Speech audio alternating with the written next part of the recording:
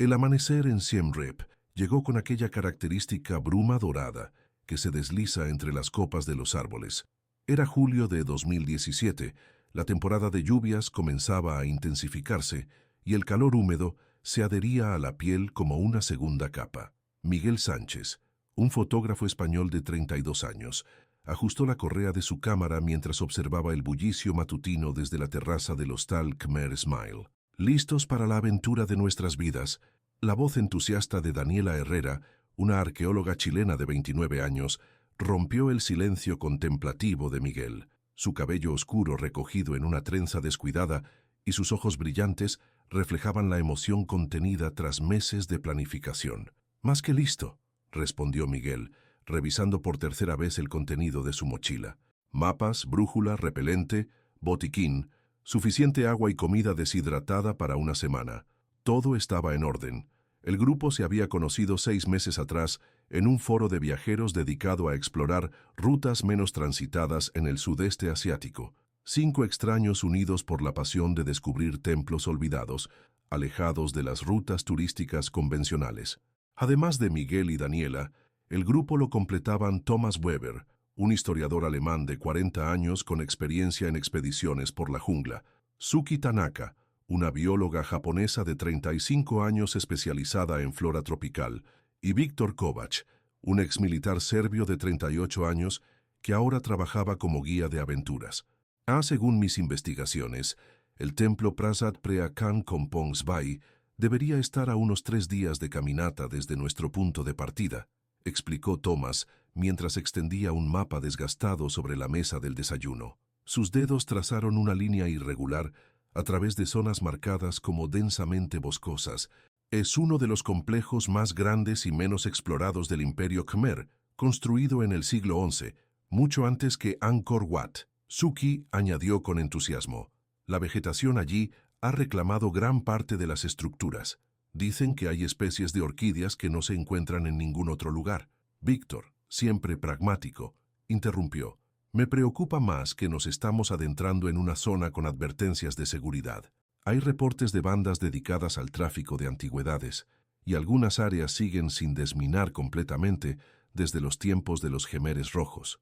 Por eso te contratamos, ¿no?, bromeó Daniela, aunque todos reconocían el trasfondo serio de la observación. El grupo terminó su desayuno y completó los últimos preparativos. Habían registrado su ruta con las autoridades locales, dejando un itinerario detallado en el hostal, con instrucciones de alertar si no regresaban en 8 días, una precaución estándar que todos tomaban como exploradores experimentados. A las 8:37 de la mañana, un destartalado jeep conducido por un hombre local llamado Soka los dejó en el punto de partida acordado. Un pequeño claro junto a un camino de tierra rojiza donde comenzaba la densa vegetación. El aire olía a tierra mojada, a hojas en descomposición y a la promesa de aventura. «Nos vemos en una semana», exclamó Miguel, mientras el vehículo se alejaba levantando una nube de polvo. Fue la última vez que alguien los vio juntos. Los primeros 2 días de caminata transcurrieron sin incidentes notables.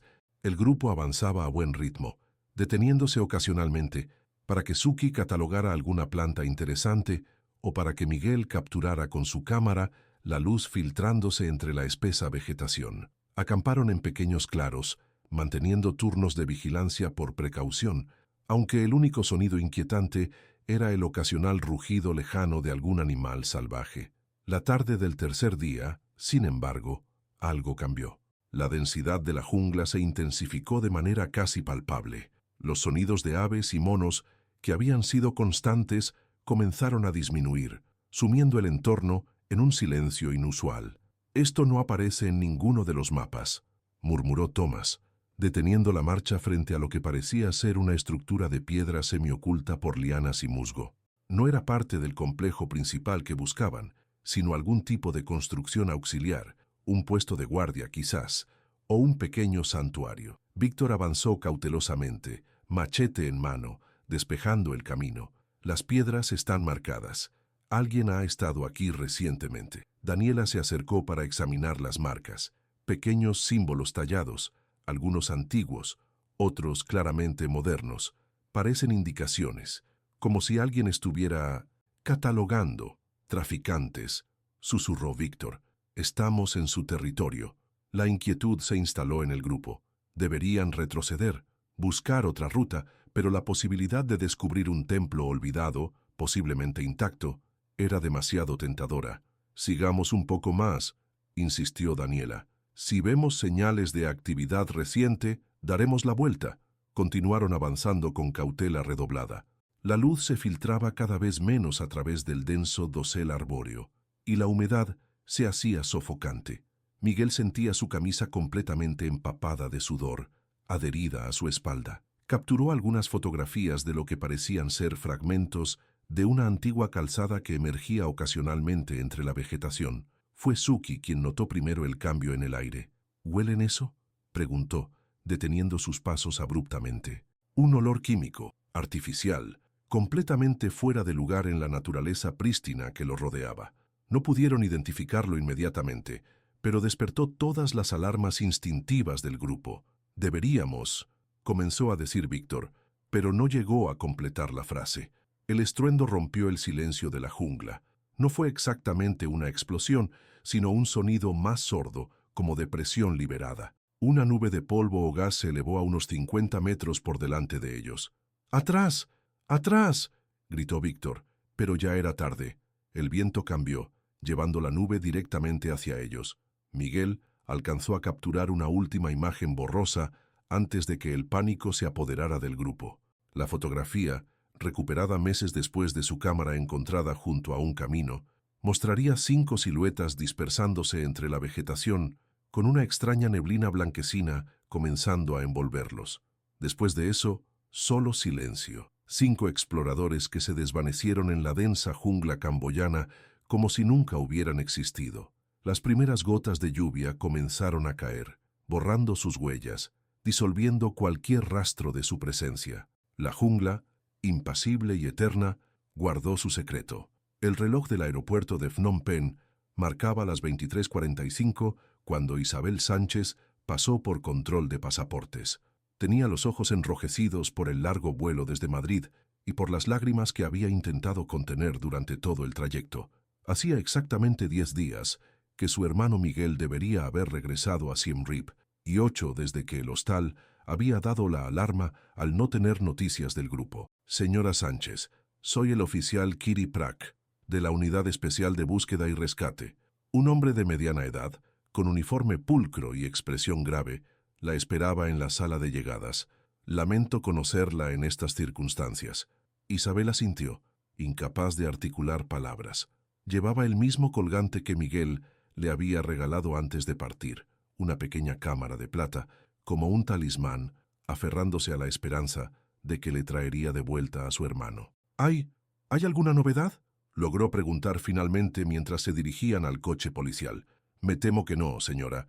Las búsquedas continúan, pero la zona es extremadamente difícil, selva densa, terreno accidentado, y todavía hay áreas con minas sin detonar de la época de los Jemeres Rojos. La noticia no era nueva para Isabel.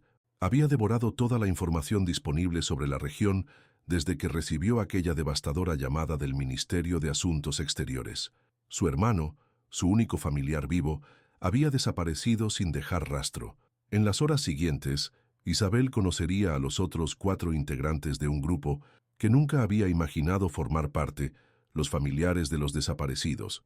Mariko Tanaka, la hermana menor de Suki, había llegado desde Tokio. Klaus Weber, el padre de Thomas, un hombre de aspecto severo y mirada perdida.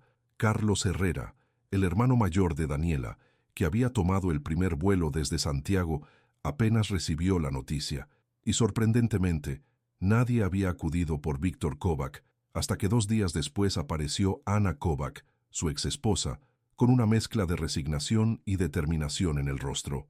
Siempre supe que la jungla se lo tragaría algún día, comentó Ana durante una de las largas noches de espera en el hotel que servía como base para los familiares. Era como si la buscara, como si necesitara perderse en ella. El Centro de Coordinación de Rescate, establecido en un edificio gubernamental en Siem Reap, bullía de actividad durante los primeros días. Mapas extendidos sobre mesas, radios crepitando constantemente, Equipos de búsqueda entrando y saliendo cubiertos de barro y agotamiento. Isabel pasaba allí casi todo el día, absorbiendo cada detalle, cada informe, cada rumor. Hemos encontrado lo que parece ser un lugar de acampada, informó uno de los equipos al cuarto día de búsqueda. Coincide con la ruta que habían planificado. Cenizas de una fogata, algunos envoltorios de comida. Calculamos que es de hace aproximadamente una semana. Era la primera señal concreta, el primer indicio de que realmente habían estado allí. Pero a partir de ese punto, el rastro se desvanecía completamente. A medida que pasaban los días, la intensidad de la búsqueda comenzó a disminuir. Los recursos eran limitados, y cada día que transcurría reducía las probabilidades de un rescate exitoso. Las autoridades cambiaron sutilmente su lenguaje, empezando a referirse a una operación de recuperación en lugar de rescate. Fue durante la tercera semana cuando ocurrió el primer hallazgo significativo. Un equipo de búsqueda localizó la cámara de Miguel a unos 3 kilómetros del último campamento identificado. Estaba parcialmente enterrada en el barro, con la correa enganchada en un arbusto, como si hubiera sido arrojada o perdida durante una huida precipitada. Isabel reconoció inmediatamente el equipo fotográfico cuando se lo mostraron. Es suya, sin duda. Esta marca en la carcasa se la hizo en Marruecos hace 2 años. Los técnicos lograron recuperar las imágenes de la tarjeta de memoria, proporcionando una cronología visual de los últimos momentos conocidos del grupo. Paisajes exuberantes, detalles arquitectónicos de ruinas emergiendo entre la vegetación y, finalmente, aquella última fotografía borrosa, 5 figuras dispersándose y una extraña neblina. ¿Qué es eso?, preguntó Isabel, señalando la neblina en la imagen. No estamos seguros, respondió honestamente el oficial Prack. Podría ser niebla natural, humo o algo más. Hemos enviado la imagen a análisis.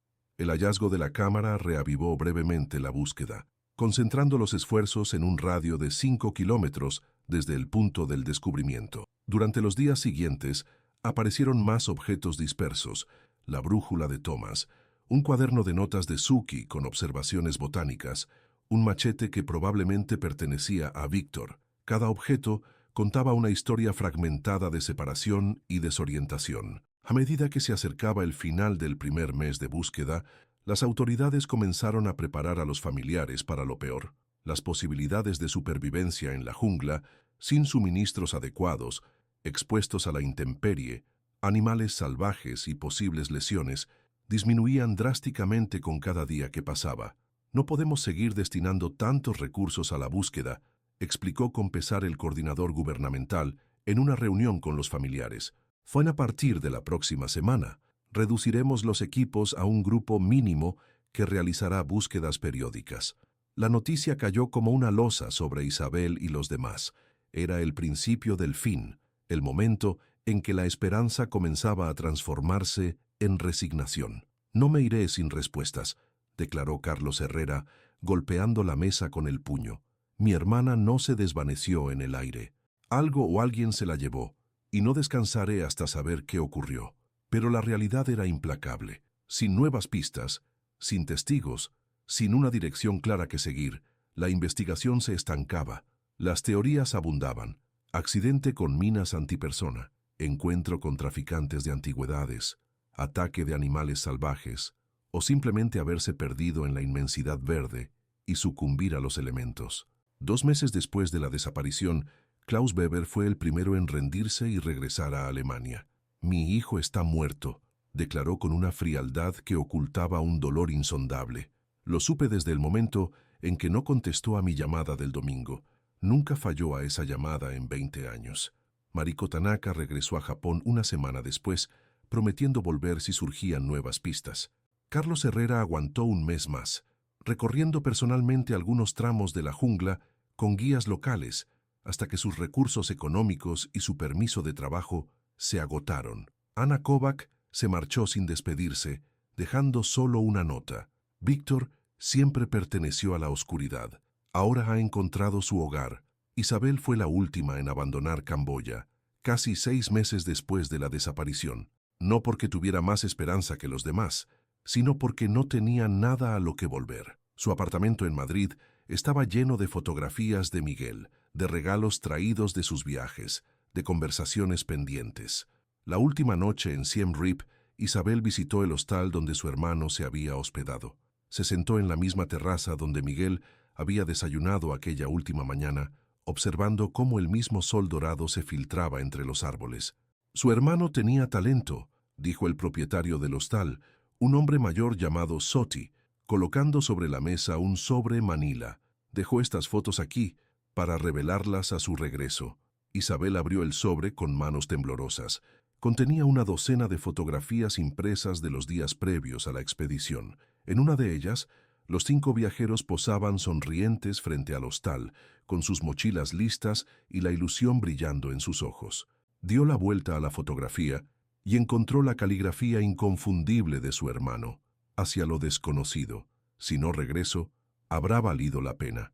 Esa noche, Isabel lloró por primera vez desde que llegó a Camboya. No eran lágrimas de esperanza ni de incertidumbre, sino el llanto profundo de quien finalmente acepta una pérdida. Al día siguiente, tomó un avión de regreso a España, llevándose consigo la cámara rescatada, las fotografías y una promesa silenciosa de no olvidar. El caso de los 5 exploradores desaparecidos se convirtió gradualmente en un archivo más en los registros policiales, mencionado ocasionalmente en algún artículo sobre viajeros perdidos en la jungla del sudeste asiático. Y así, el silencio descendió sobre el misterio. La jungla, imperturbable, continuó creciendo, envolviendo cualquier rastro de aquellos que se habían atrevido a desafiar sus secretos. Los días se convirtieron en meses, y los meses en años. La vida continuó para todos, excepto para 5 exploradores cuyos nombres se fueron desvaneciendo en la memoria colectiva, hasta que, 6 años después, el silencio se rompió de la manera más inesperada. El mercado de antigüedades de Bangkok bullía de actividad aquella tarde de marzo de 2023. Turistas y coleccionistas locales se mezclaban entre los puestos atestados de objetos que prometían historias de tiempos remotos, algunos auténticos, la mayoría simples reproducciones, para satisfacer el apetito occidental por lo exótico. Elena Rodríguez, conservadora del Museo Arqueológico de Barcelona, recorría los pasillos estrechos con ojo experto, descartando mentalmente la mayoría de las piezas como falsificaciones evidentes. No estaba allí para comprar, sino para investigar los flujos del mercado negro de antigüedades del sudeste asiático para un próximo simposio. Interesante elección, comentó una voz a sus espaldas cuando se detuvo frente a un puesto que exhibía pequeñas esculturas de bronce. Elena se giró para encontrarse con un hombre mayor, de aspecto distinguido, con cabello canoso perfectamente peinado y traje de lino inmaculado a pesar del calor húmedo. Lawrence Kwan se presentó, extendiendo una mano. Coleccionista y, ocasionalmente, asesor de autenticidad para algunos museos. Elena Rodríguez, respondió ella con cierta cautela. Museo Arqueológico de Barcelona. Ah, España, tierra de maravillas históricas, sonrió Kwan. ¿Puedo preguntar qué le trae a este mercado tan pintoresco? Investigación, respondió Elena escuetamente, sin querer revelar demasiado a un desconocido. Si me permite, continuó Kwan, este mercado no es donde encontrará las piezas realmente interesantes. Para eso necesita contactos. Algo en su tono despertó tanto la alarma como la curiosidad profesional de Elena. ¿Era una insinuación de acceso al mercado negro o simplemente un comentario inocente de un conocedor? No busco comprar, aclaró, solo observar. Por supuesto, la sonrisa de Kwan se mantuvo imperturbable. Pero si le interesa observar piezas que rara vez salen a la luz pública, podría mostrarle mi modesta colección. Tengo un pequeño showroom a unas calles de aquí. Todo su instinto le decía que rechazara la oferta, pero su curiosidad profesional era demasiado fuerte. Además, había informado de su ubicación a sus colegas y el lugar estaba en una zona comercial concurrida. De acuerdo, aceptó finalmente, pero solo tengo una hora. El pequeño showroom resultó ser un espacioso local con climatización perfecta y sistemas de seguridad visibles en cada esquina. Vitrinas iluminadas profesionalmente exhibían piezas que, incluso a primera vista, Elena podía reconocer como auténticas y de valor considerable. «¡Ah, impresionante!», admitió, deteniéndose frente a un jarrón de la dinastía Song.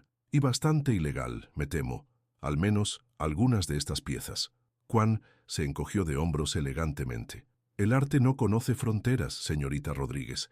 Estas piezas estaban destinadas a perderse en guerras, saqueos o simplemente a deteriorarse en el olvido. Aquí son apreciadas, cuidadas. Elena había escuchado esa justificación demasiadas veces. El Salvador que rescata el patrimonio, convenientemente ignorando las leyes internacionales y el contexto cultural de los objetos. ¿Y esto?, preguntó, señalando una vitrina apartada que contenía objetos modernos, incongruentes con el resto de la colección. Ah, curiosidades personales.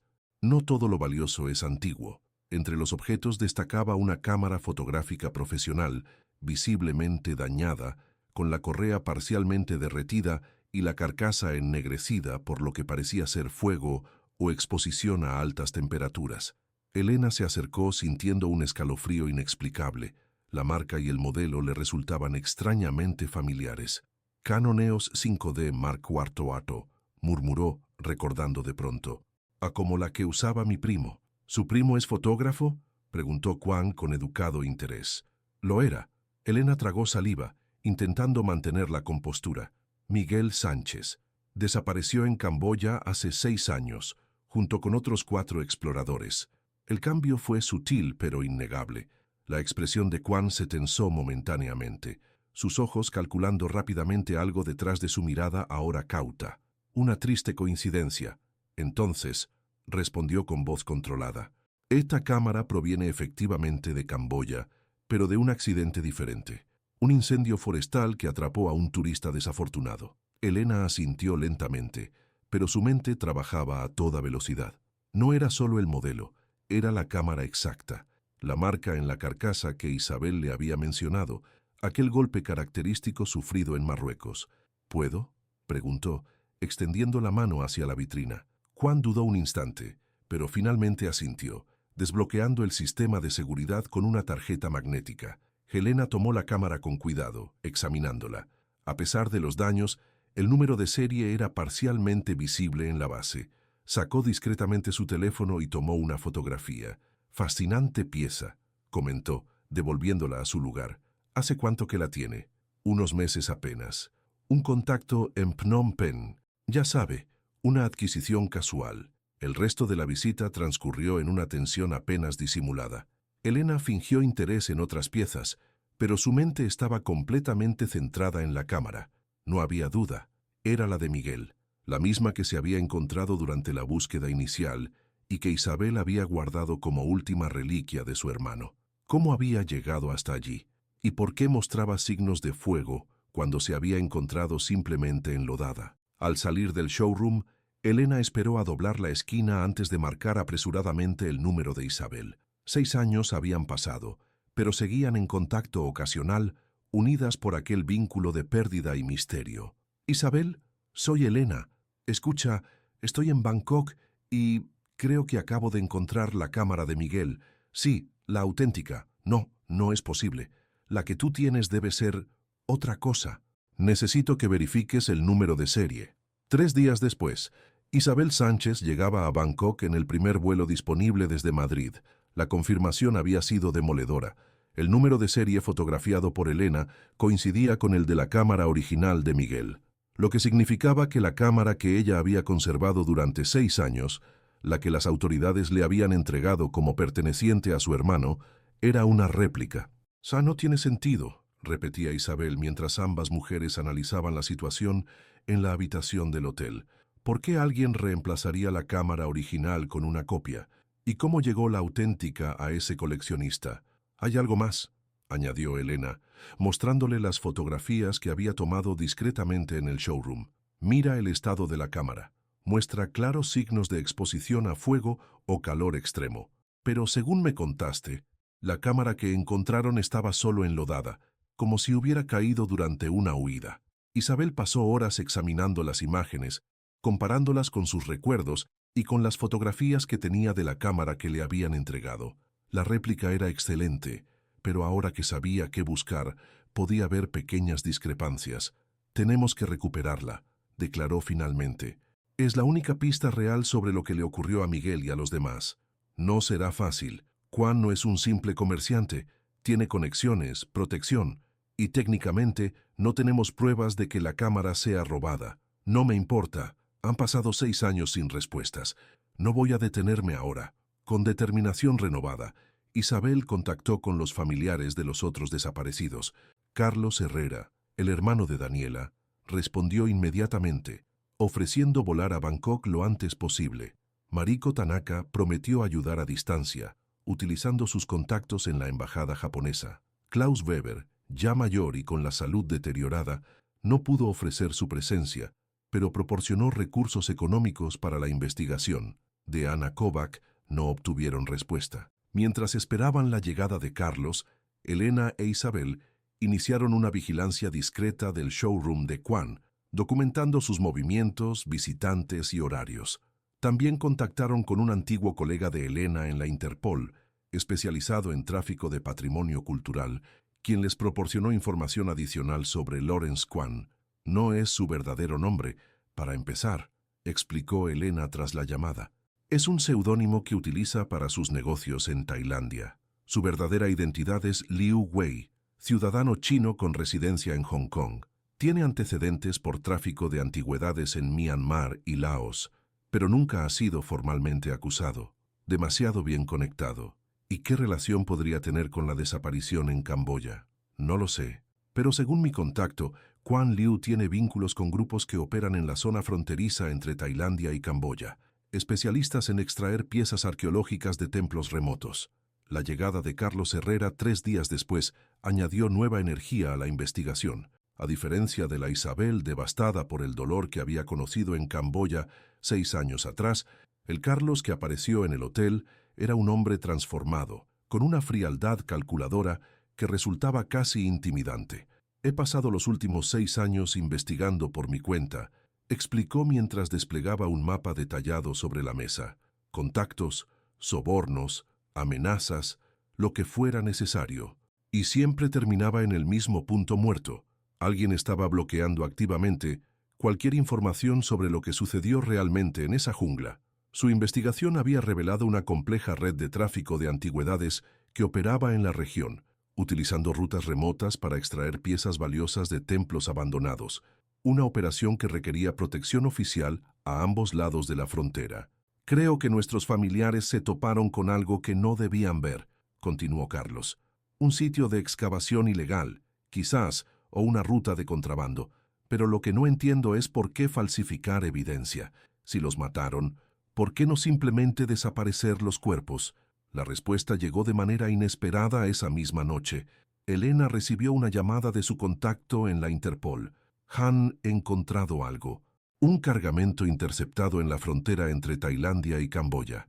Antigüedades principalmente, pero también efectos personales, mochilas, equipos de supervivencia, documentación, todo con señales de exposición al fuego. Las siguientes horas fueron frenéticas. El contacto de Elena les facilitó fotografías del material incautado, mochilas parcialmente quemadas, equipos de montaña derretidos, pasaportes chamuscados pero aún legibles. Entre los objetos, un cuaderno de notas milagrosamente preservado en una bolsa impermeable, con el nombre Daniela Herrera, escrito en la primera página. Carlos identificó el cuaderno inmediatamente. Es de mi hermana. Lo usaba para sus anotaciones arqueológicas. Con manos temblorosas, comenzó a hojearlo. Las primeras páginas contenían observaciones técnicas sobre estructuras arquitectónicas, referencias a otros sitios arqueológicos conocidos y bocetos de detalles decorativos, anotaciones profesionales, metódicas, propias de la Daniela que él conocía. Pero a partir de la mitad del cuaderno, el tono cambiaba drásticamente. 13 de julio, 2017. Algo no está bien. T. Ha identificado marcas recientes en las ruinas. No son turistas. Demasiado sistemático. V. Que insiste en que nos marchemos mañana. 14 de julio. No hemos podido partir. Descubrimos una estructura que no aparece en ningún mapa. Parece un templo dedicado a rituales específicos, no administrativo ni residencial. M. Está fascinado con los relieves. S. Ha encontrado especies botánicas que creen no catalogadas. Decidimos quedarnos un día más. a pesar de las advertencias de Vi. La última entrada, fechada el 15 de julio, era inquietantemente breve. Hay alguien más aquí. Hemos escuchado voces, visto luces en la distancia. Vi ha ido a investigar. No ha regresado. Hemos escondido nuestros hallazgos en el lugar acordado. Si algo nos sucede, las coordenadas son... El resto de la página estaba manchado, las palabras ilegibles. Pero en la contraportada del cuaderno, casi invisible a menos que se supiera qué buscar, había una serie de números escritos con tinta más clara, como si Daniela hubiera querido ocultarlos. Son coordenadas, confirmó Elena, introduciéndolas en un mapa digital. Apuntan a un punto a unos 4 kilómetros de donde se encontró la cámara originalmente, en plena jungla, alejado de cualquier ruta conocida. Isabel miró fijamente el mapa, con una mezcla de esperanza y temor. ¿Crees que escondieron algo allí? ¿Algo que podría explicar lo que les ocurrió? Solo hay una forma de averiguarlo, respondió Carlos, con la determinación brillando en sus ojos. 2 días después, tras sortear obstáculos burocráticos, gracias a los contactos de Elena y a la influencia que Carlos había cultivado durante años, los 3 se encontraban en un helicóptero sobrevolando la densa jungla camboyana. Habían obtenido un permiso especial para una investigación arqueológica, evitando mencionar la verdadera naturaleza de su búsqueda. Nos acercamos a las coordenadas, informó el piloto, un exmilitar australiano recomendado por uno de los contactos de Carlos, pero no veo ningún claro dónde aterrizar. Tendremos que usar el descensor. Descendieron uno a uno mediante un sistema de arneses, hasta tocar el suelo de la jungla.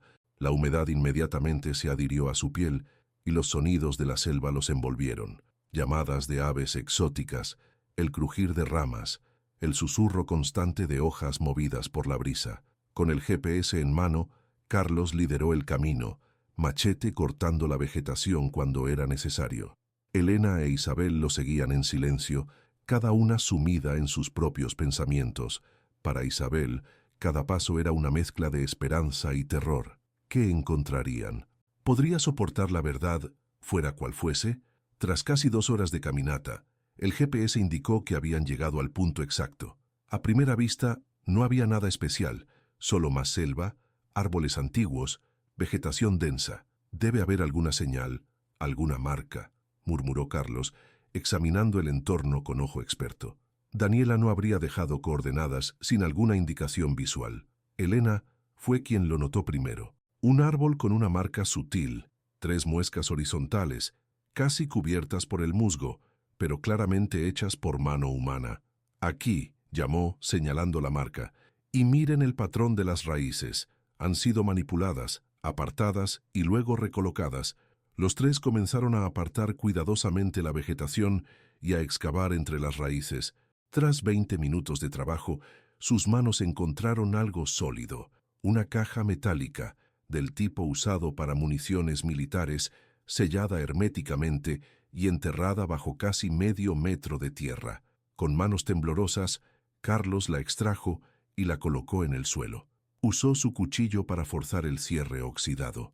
Dentro, protegido por una bolsa impermeable, encontraron el tesoro que Daniela y los demás habían escondido 6 años atrás. No eran antigüedades ni objetos de valor. Era información. Una memoria USB, un cuaderno adicional con anotaciones detalladas y, lo más sorprendente, un teléfono satelital antiguo, de los que usaban los corresponsales de guerra, con la batería completamente agotada. Intentaron comunicarse, susurró Isabel. Encontraron algo y trataron de alertar al mundo exterior. También había fotografías impresas, protegidas en fundas plásticas, imágenes capturadas por Miguel que nunca llegaron a su cámara encontrada. Mostraban lo que parecía ser una operación de excavación a gran escala, maquinaria pesada en medio de la jungla, estructuras temporales, hombres armados supervisando a trabajadores locales. Esto es lo que encontraron, dijo Elena, examinando las imágenes con horror creciente. Una operación de expolio masivo, destruyendo un templo entero para extraer sus tesoros. En la última fotografía, parcialmente desenfocada como si hubiera sido tomada apresuradamente, se podía distinguir a un hombre de pie junto a un helicóptero, dando instrucciones a los guardias armados. Incluso 6 años más joven, era inconfundible. Lawrence Kwan, confirmó Elena. O Liu Wei, o como quiera que se llame realmente. Carlos examinó el teléfono satelital con atención profesional. Está descargado, pero el hardware parece intacto. Con el equipo adecuado, podríamos recuperar cualquier llamada o mensaje que intentaran enviar. Isabel, mientras tanto, había abierto el cuaderno adicional. A diferencia del diario personal de Daniela, este contenía información técnica, coordenadas precisas, fotografías pegadas con cinta adhesiva, bocetos detallados de piezas arqueológicas y, más inquietante aún, una lista de nombres y contactos. Son funcionarios, murmuró Elena, reconociendo algunos de los nombres. Oficiales de policía, miembros del Ministerio de Cultura, diplomáticos, una red completa de complicidad. Por eso la investigación nunca avanzó, concluyó Carlos con amargura. Por eso manipularon la evidencia. No querían ocultar un asesinato, querían ocultar una red de corrupción internacional. El sol comenzaba a descender, filtrándose en rayos dorados entre el dosel arbóreo. Necesitaban salir de la jungla antes del anochecer. Empaquetaron cuidadosamente su hallazgo y comenzaron el camino de regreso al punto de extracción, donde el helicóptero los recogería. El silencio entre ellos era denso, cargado de implicaciones. Habían encontrado respuestas, sí, pero no el cierre que esperaban. Mientras caminaban, Isabel se detuvo súbitamente, sacando de su bolsillo el colgante con forma de pequeña cámara que Miguel le había regalado años atrás. Siempre pensé que era solo un recuerdo, dijo, girándolo entre sus dedos. Pero Miguel nunca hacía las cosas sin propósito. Examinó el colgante con más atención. Parecía simplemente una réplica miniatura de una cámara fotográfica, pero al presionar ciertos puntos simultáneamente, el objeto se abrió, revelando un compartimento oculto. Dentro había una tarjeta microSD. «Dios mío», susurró Isabel. «Estuvo conmigo todo este tiempo». Esa noche, en la seguridad relativa de un hotel en Siem Reap, conectaron la tarjeta microSD a una computadora portátil. Contenía un único archivo de video, filmado por Miguel. La imagen mostraba su rostro, tenso, con señales de agotamiento y miedo. El fondo parecía ser el interior de algún tipo de estructura antigua, iluminado únicamente por la luz de una linterna. Isabel, si estás viendo esto, significa que no logré salir de aquí», comenzó. Su voz era firme a pesar de las circunstancias. «Hemos descubierto algo terrible, un saqueo sistemático de templos antiguos, algunos ni siquiera documentados públicamente. Están destruyendo evidencia histórica invaluable para extraer antigüedades que valen millones en el mercado negro».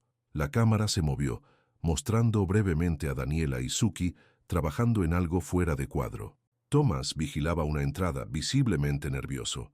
«Víctor desapareció hace horas», continuó Miguel. «Fue a investigar unas luces y no regresó. Tememos lo peor. Hemos escondido copias de nuestra evidencia y estamos intentando enviar un mensaje, pero la señal es débil y no estamos seguros de si llegará». Se escuchó un ruido distante. La expresión de Miguel se tensó aún más. «No tenemos mucho tiempo. Quien esté detrás de esto tiene conexiones poderosas. La policía local, funcionarios gubernamentales, es una red enorme. Estamos atrapados, sin forma segura de salir. Daniela cree que podrían usar gas para forzarnos a salir. Estamos preparándonos para...».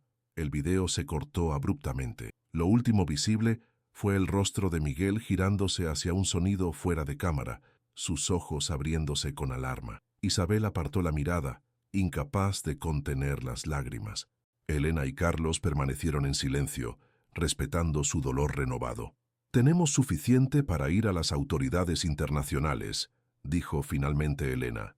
«Interpol, UNESCO, prensa internacional, demasiados implicados para ser silenciados esta vez». «No será suficiente», respondió Carlos con amargura.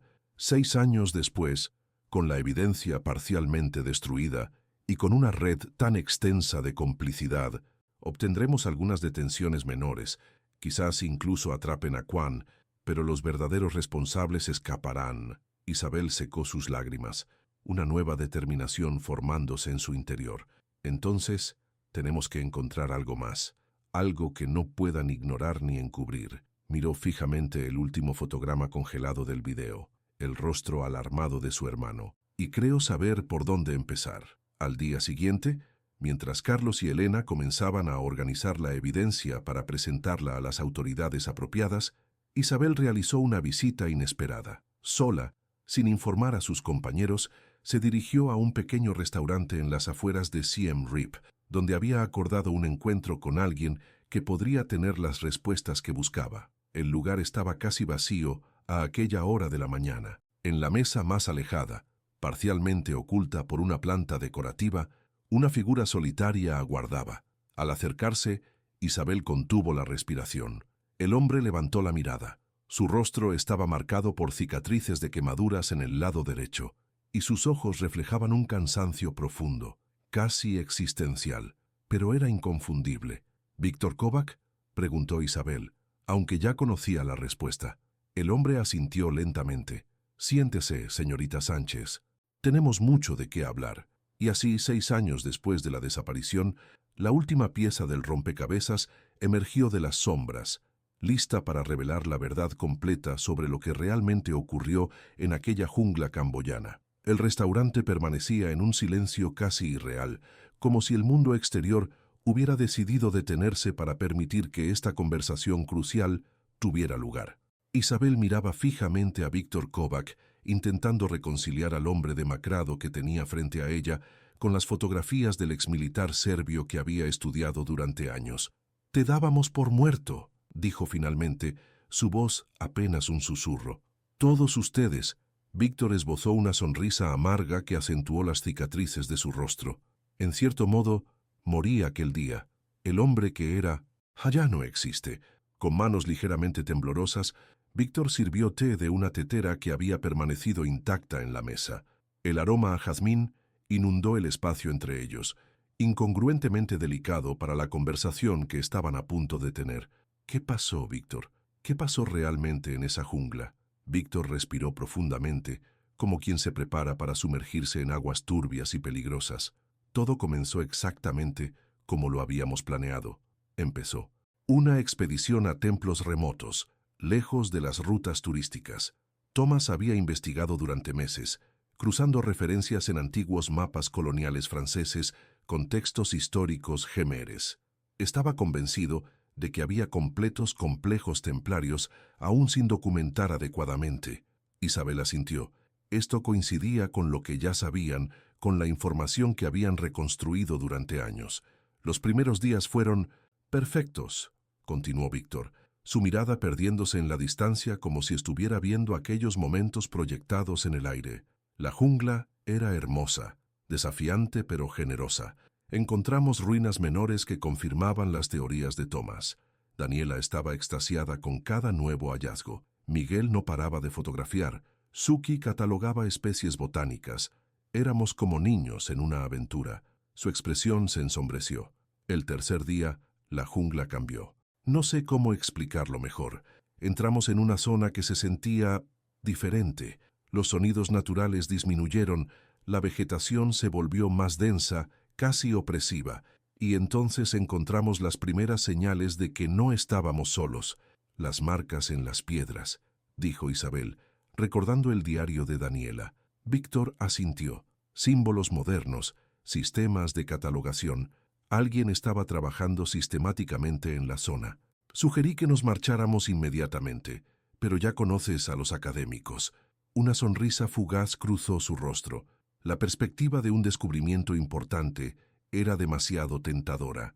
Seguimos avanzando, con más cautela. Al atardecer del cuarto día, escuchamos maquinaria a lo lejos. Imposible en una zona supuestamente prístina, protegida. Decidí hacer un reconocimiento solo. Mi experiencia militar me hacía el más adecuado. Víctor se detuvo, como si estuviera reconsiderando cuánto revelar. Finalmente, continuó. «Lo que encontré fue una operación industrial, no simples saqueadores de tumbas oportunistas. Esto era organizado, financiado, protegido. Habían establecido un campamento base con generadores, equipos de excavación, incluso un helipuerto improvisado. Docenas de trabajadores locales supervisados por hombres armados». «¿Quan?», preguntó Isabel. «Liu Wei, Quan, el coleccionista, tiene muchos nombres.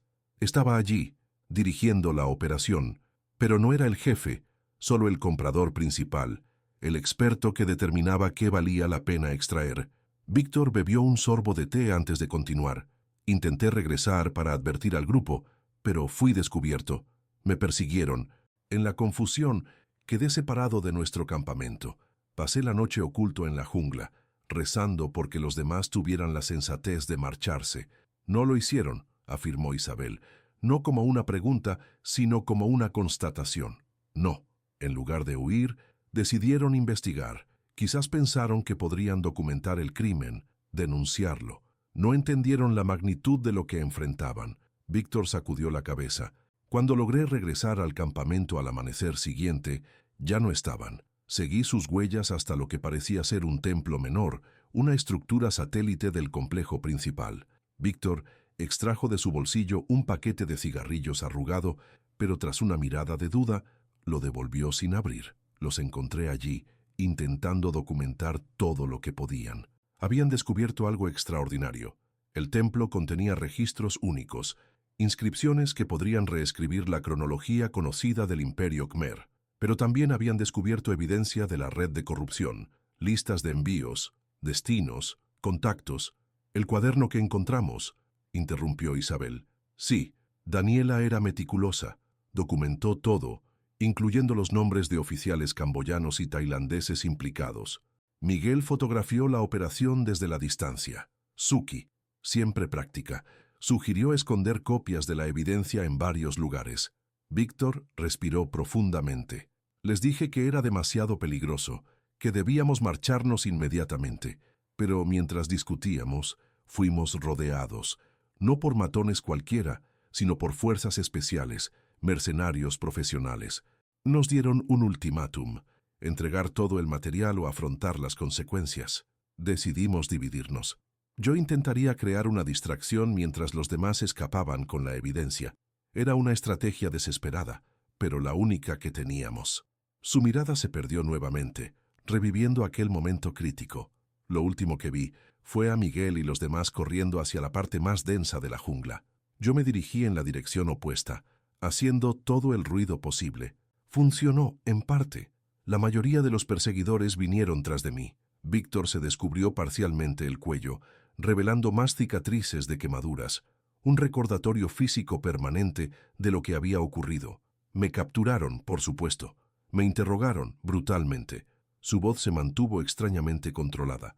Querían saber dónde estaban los demás, qué habíamos visto exactamente, a quién habíamos contactado. No les dije nada, porque honestamente no sabía dónde habían ido los otros. Días después, escuché a los guardias hablar. Habían encontrado a los demás, acorralados en algún tipo de estructura subterránea. Intentaron hacerlos salir con gas lacrimógeno, pero algo salió terriblemente mal. Víctor cerró los ojos brevemente. Hubo un incendio, el gas, alguna chispa. Nadie lo planeó.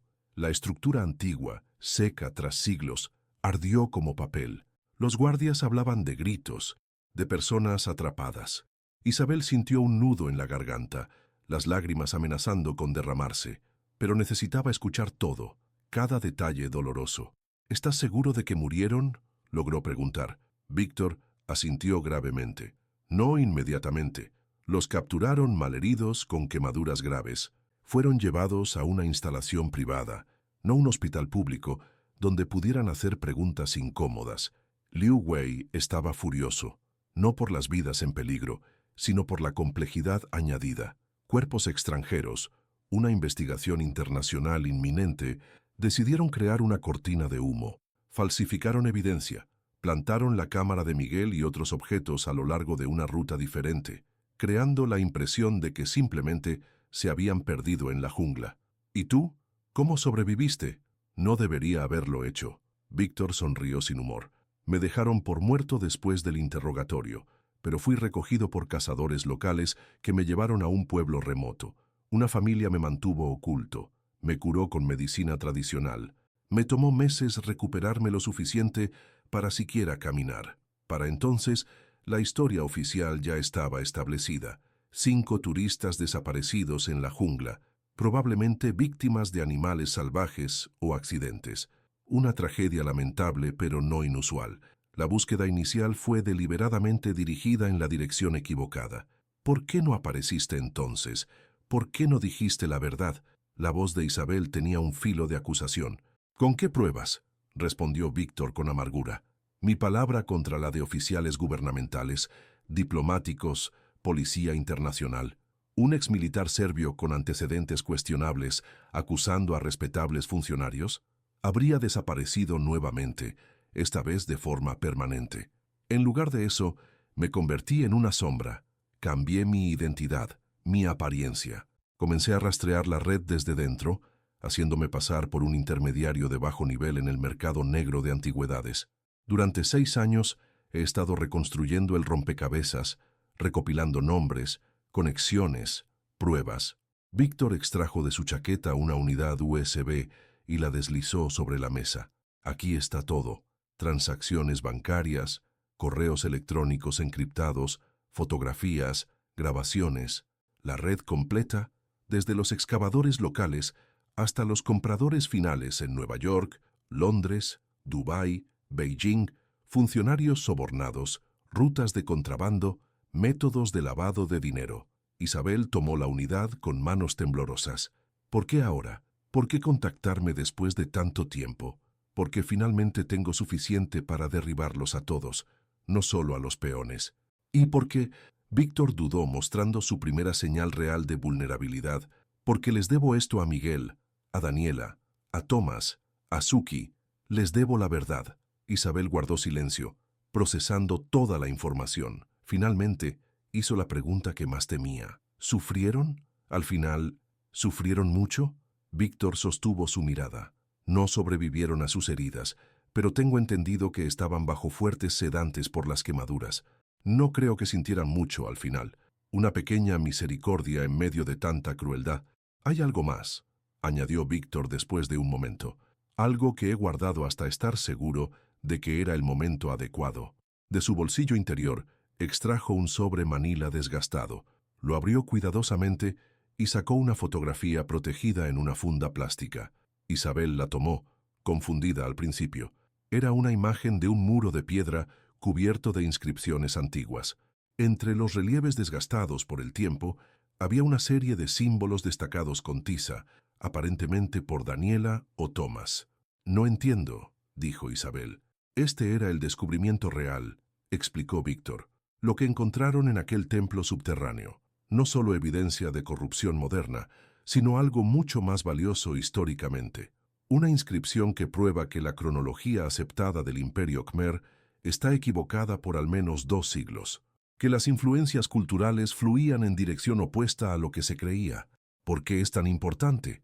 Porque reescribe la historia, y porque este templo específico, este descubrimiento invaluable, fue completamente destruido por Liu Wei y sus socios después del incidente. Pulverizado, borrado del mapa, no para ocultar un crimen, sino para mantener el valor de colecciones privadas basadas en la cronología establecida. Isabel miró nuevamente la fotografía, viendo ahora no solo símbolos antiguos, sino el legado final de su hermano y sus compañeros.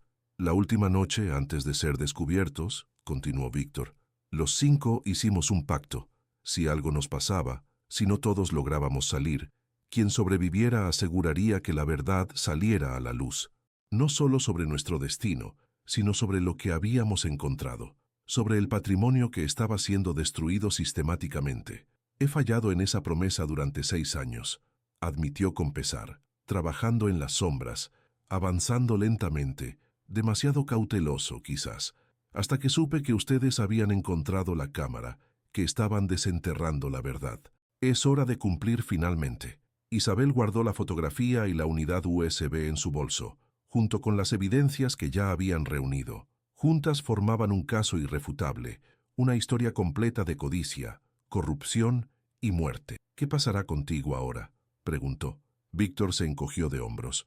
Desapareceré nuevamente. Mi testimonio estará en video, seguro en múltiples ubicaciones, pero no me quedaré para los juicios y las cámaras. Esa vida terminó para mí hace 6 años. Se levantó lentamente, dejando dinero sobre la mesa para el té que apenas habían tocado. Una última cosa, dijo, deteniéndose. Miguel habló de ti constantemente durante el viaje. Las fotografías que tomaba, decía que eran para mostrarte el mundo a través de sus ojos. Estaba orgulloso de ti. Todos ellos vivieron haciendo lo que amaban, buscando verdades ocultas. No hay peor manera de morir, pero tampoco mejor manera de vivir. Con esas palabras, Viktor Kovacs se alejó, mezclándose con la multitud matutina que comenzaba a llenar las calles de Siem Reap. Isabel permaneció sentada, permitiendo finalmente que las lágrimas fluyeran libremente. Lágrimas no solo de dolor renovado, sino también de alivio, de conclusión, de verdad finalmente revelada. 3 semanas después, los titulares internacionales explotaron con la noticia. Han descubierto red internacional de tráfico de antigüedades tras la misteriosa desaparición de 5 exploradores. La historia se desplegó en toda su magnitud: funcionarios corruptos arrestados, colecciones privadas confiscadas, Liu Wei, Lawrence Quan, extraditado para enfrentar múltiples cargos en varios países. El testimonio en video de Viktor Kovacs, junto con la evidencia meticulosamente recopilada durante 6 años, resultó devastador para la red criminal. Las familias de los desaparecidos finalmente recibieron confirmación oficial de sus muertes. Y más importante aún, la verdad sobre las circunstancias. Isabel, Carlos, Elena y los demás familiares crearon una fundación en memoria de los 5 exploradores, dedicada a la protección del patrimonio arqueológico en peligro y a combatir el tráfico ilícito de bienes culturales. El cuaderno de Daniela, las fotografías de Miguel, los estudios botánicos de Suki y las investigaciones históricas de Thomas fueron publicados, asegurando que su trabajo no hubiera sido en vano. La inscripción descubierta en aquel templo perdido, inmortalizada en una única fotografía salvada por Víctor, desencadenó un reexamen completo de la cronología del Imperio Khmer, tal como los exploradores habían anticipado. Académicos de todo el mundo citaron el descubrimiento de los 5, como se conoció, reconociendo su contribución póstuma a la historia. En cuanto a Viktor Kovacs, como había prometido, desapareció nuevamente. Algunos rumores lo situaban trabajando bajo identidad falsa para organizaciones que combaten el tráfico de antigüedades, utilizando su conocimiento interno para prevenir lo que no pudo detener años atrás. Otros decían que finalmente había encontrado paz en algún rincón remoto, lejos de la violencia y el engaño que habían marcado su vida. Isabel regresó a Madrid, llevando consigo no solo la verdad, sino también un propósito renovado. El apartamento que antes le parecía un santuario de dolor, ahora se convirtió en un espacio de memoria activa, de continuación. Las fotografías de Miguel ya no eran solo recuerdos congelados, sino inspiración para su propio trabajo, documentando y protegiendo patrimonio en peligro. Una tarde, casi un año después de la revelación pública, Isabel recibió un paquete sin remitente. Dentro había solo 2 objetos: una orquídea disecada de una especie rara, probablemente de las que Suki había catalogado, y una nota manuscrita. Algunos secretos nunca deberían perderse. Algunos sacrificios nunca deberían olvidarse. Viven en lo que hemos salvado. Boe. Isabel colocó la orquídea en un marco junto a la última fotografía del grupo, tomada frente al hostal Khmer Smile 6 años atrás. 5 rostros sonrientes, 5 vidas entrelazadas por la pasión y el destino. 5 exploradores que habían desaparecido en la selva de Camboya, pero cuya verdad finalmente había regresado a la luz. En algún lugar de la densa jungla camboyana, el templo donde encontraron su destino permanece oculto, reclamado nuevamente por la vegetación implacable. Pero a diferencia de tantos otros sitios saqueados y destruidos, sus secretos no se perdieron. Viven en estudios académicos, en exhibiciones museísticas, en medidas de protección fortalecidas. Viven en la memoria de quienes los amaron y en la conciencia despertada sobre el valor incalculable del patrimonio compartido de la humanidad. El misterio de su desaparición había terminado, pero el legado de su descubrimiento apenas comenzaba.